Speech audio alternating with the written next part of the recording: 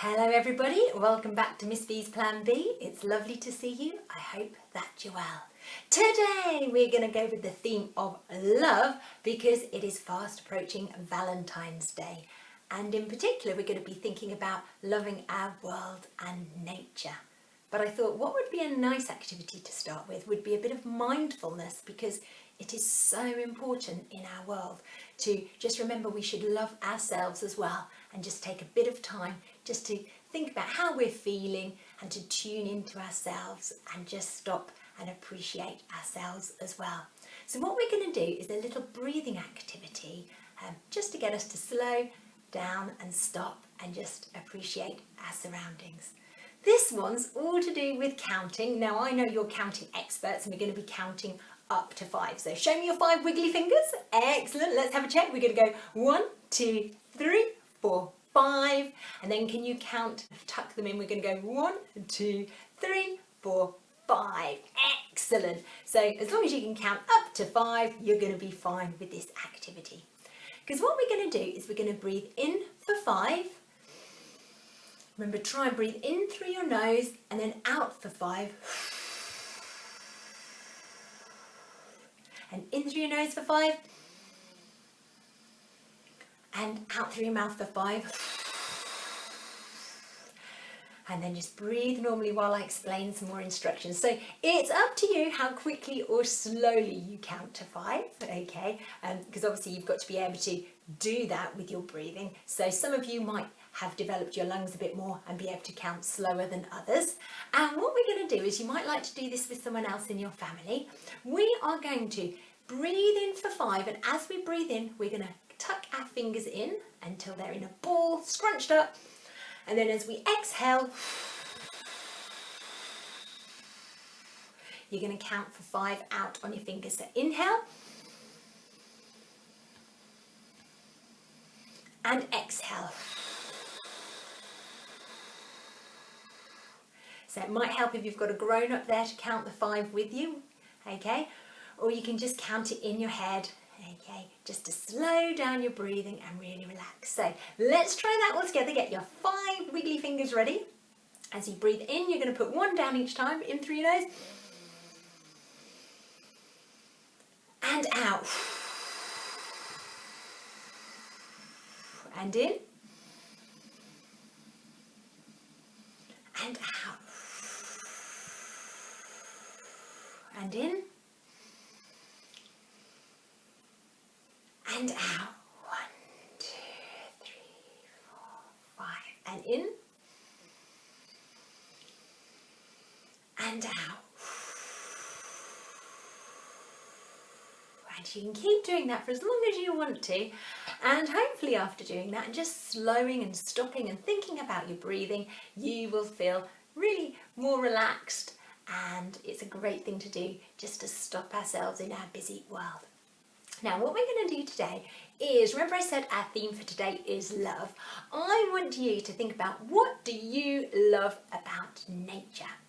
So I'm going to give you just a little bit of time to think. What sort of things do you love? Do you love, for example, going out and playing in nature? Do you love looking at different things in nature? Do you love listening to nature sounds? What things do you love most? And you might even want to pause the video now and share some of your thoughts and feelings with other people that you're there with.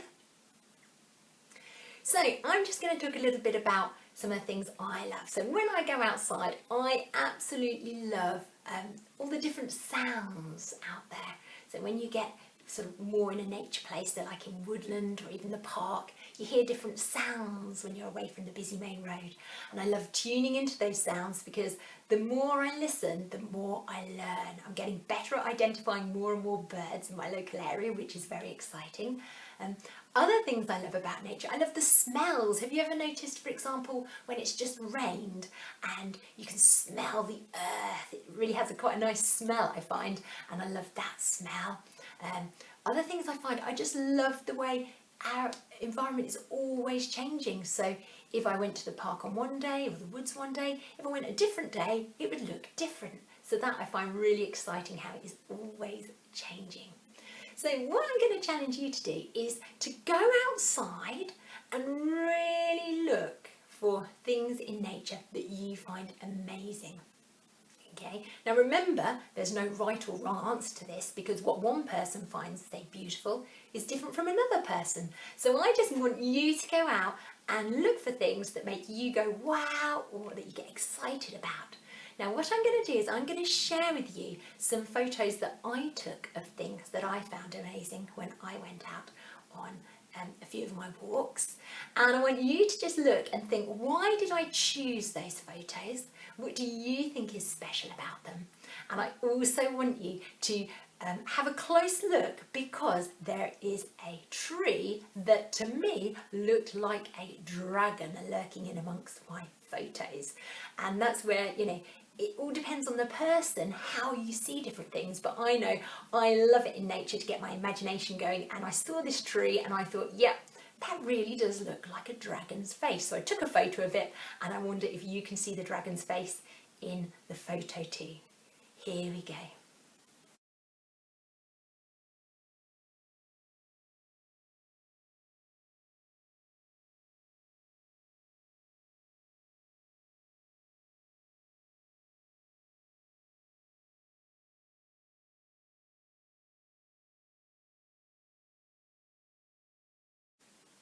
Did you spot the photo that looked like a dragon's head? I wonder if you saw it too. Anyway, another thing I like to do when I go out in nature is collect special objects. So of course they're not things that are still growing, because we don't want to hurt anything that's still alive. But if it's something that's broken off and on the forest floor and is safe to pick up, I sometimes like to collect some very special objects. So what I thought would be nice to share with you is a nature bag that you can make at home and take with you next time you go on your nature walk, so that you can collect some special bits. So all you will need for this activity is an old empty cereal box. Doesn't matter what one it is, the bigger the better in some ways, so have a look round for a big one. And all you're going to do is look carefully where the tabs are. So where was the box sealed when it was made? And carefully, you might need to ask a grown-up to help you with this, carefully split the box open like this. Then what you're going to do is decorate the box, and it's up to you how you want to decorate it. Okay, you might want to paint on it, draw on it, stick things on it. Okay, it's totally up to you. And then I'm going to show you how you can put it back together. So this one, before I put it back together, I got some scissors. So you'd need to ask a grown-up to help you with this, just to cut out some handles. Okay, so I cut out 2 handles, and then I stuck it back together. Brilliant thing is, you could either use glue, or because you're going to be putting lots of objects in it, you might want to use some sellotape, and now they do plastic-free sellotape, which is great news. And I stuck it back together to make it secure, ready for when I collect my objects. So that's one example. So here I've got some old wrapping paper I had, and stuck that on. I did some little drawings. I put I love nature, and then I could take that out with me next time I go on my walk and collect a few treasures. Another design I did was same idea. This time I cut the tabs off at the top, because you won't be needing those, and this time I made holes. You can either do that carefully with a pen, get a grown-up to help if you need to, or if you've got a punch you could use that. And then I put some ribbon through, but before sticking it together I just got some leaves that I found in my back garden and dunked them in the paint, and then did lovely paint prints of my leaves around the box. So that's another idea you might like to do. And then you can go out and collect some special objects when you're next on your daily exercise and pop them in there. Here are a few of the things I found. I have to say, one of my objects was just too big. I couldn't fit it in my bag, but I had to bring it home with me. Here we have, I couldn't believe it, a giant, I have to go right the way back, a giant stick man, which got me very excited. Okay, so I will have lots of fun with him, making up some adventures of my own with stick man. And this one will definitely go in my bag. I found this beautiful heart, already heart shaped, which I was really impressed with, and I thought, wow, that is a very, very special find. So I wonder what you're going to find to put in your nature bag, because sometimes you find hearts already in nature, and I'm just going to show you a few examples here of natural examples of hearts.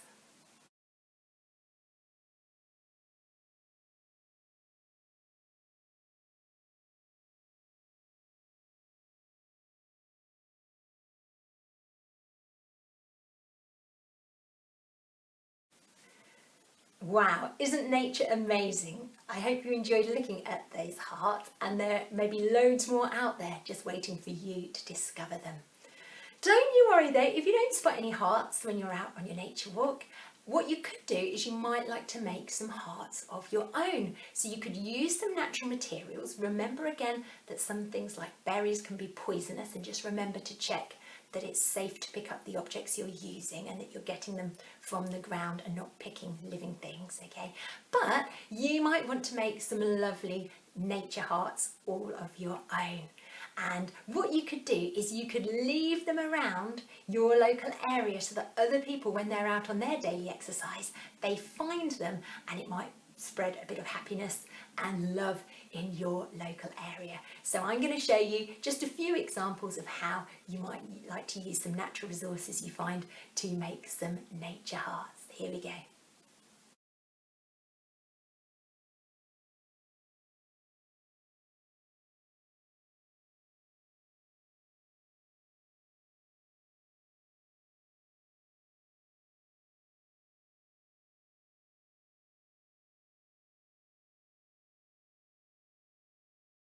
So I hope those lovely images have inspired you to go off and create some nature hearts of your own. Remember though to make sure you stay safe and you stick within the government guidelines for your daily exercise. So it's something you might like to do in your garden if you've got one, or otherwise once restrictions are lifted you could go and do them in your local area. So I hope you have lots of fun spreading the love, and I can't wait to go out and about and see if I can spot any of your nature hearts.